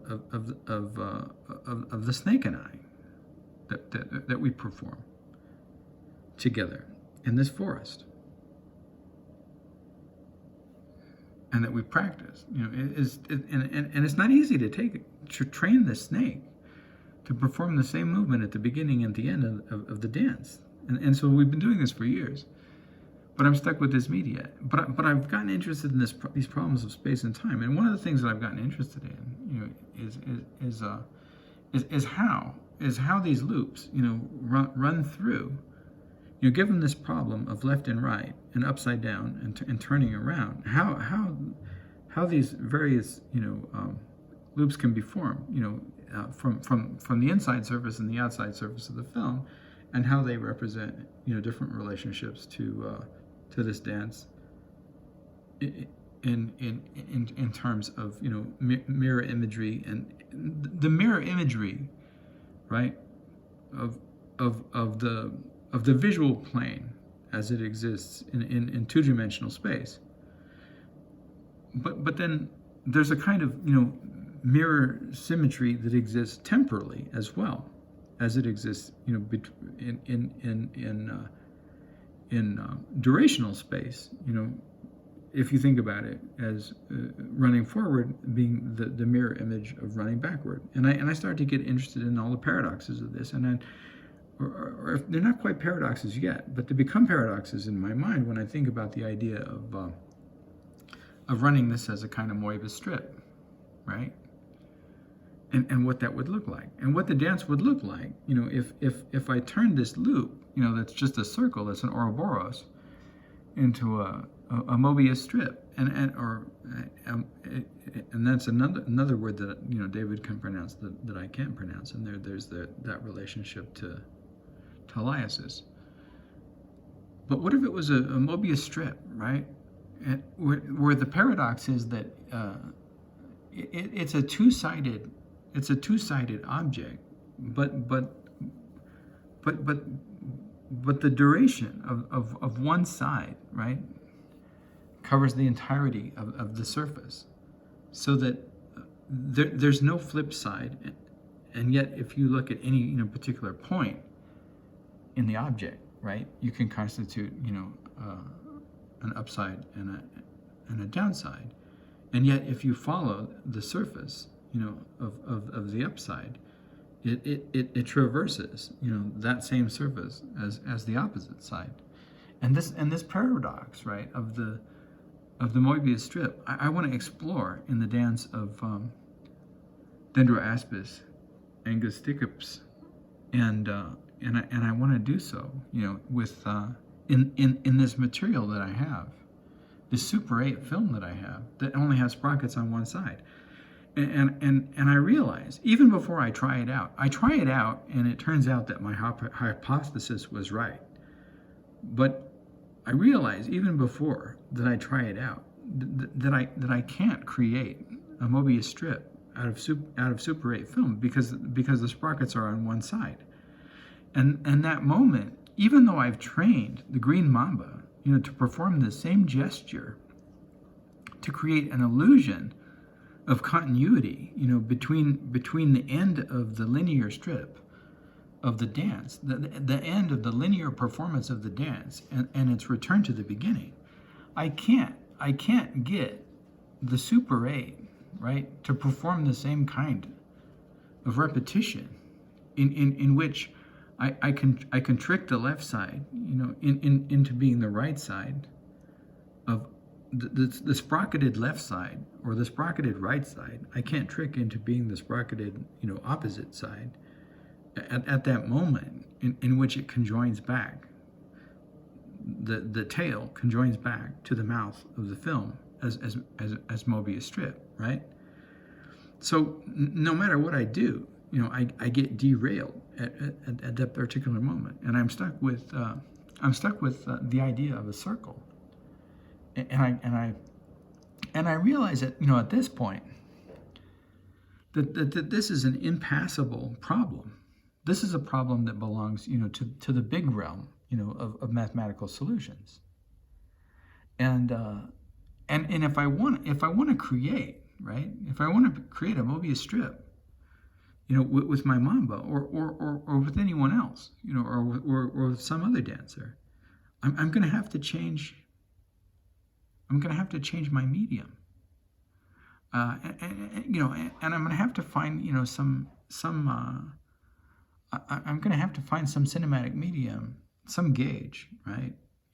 Either 16 gauge that's sprocketed on both sides, or 35 millimeter gauge, that's sprocketed on both sides to create my Moebius strip. And now at this point, maybe I've exhausted all the possibilities and all the interests that I have in this dancing elapid, this beautiful dancing green elapid that got me here to this moment, thinking about, what I want to do with this new relationship to time and pattern and dance, And I realize that I've invested a lot in training this in training this green mamba, but I also realize that this may be the end of our relationship because now if I'm going to move on to 35 millimeter film, to explore these possibilities of the Mobius strip, the green mamba isn't necessarily my best dance partner, right? Because I got to carry all this equipment through these East African forests, and it's heavy, and I don't have the ability to move in the same way, and so I'm thinking, maybe it's and we'll go ahead and end here. And David says, so I'm thinking, maybe, in addition to being the time, and this is part, right? David says, this is part, of the experimentation and the problem solving right here, is the moving on. Maybe at this point I realize that not only is it time, and that my experimentation has led me to this point at which, it's time to trade mediums, but it's also time, and then this is where we'll end, to acquire a new dance partner, who is not an Eastern Green Mamba.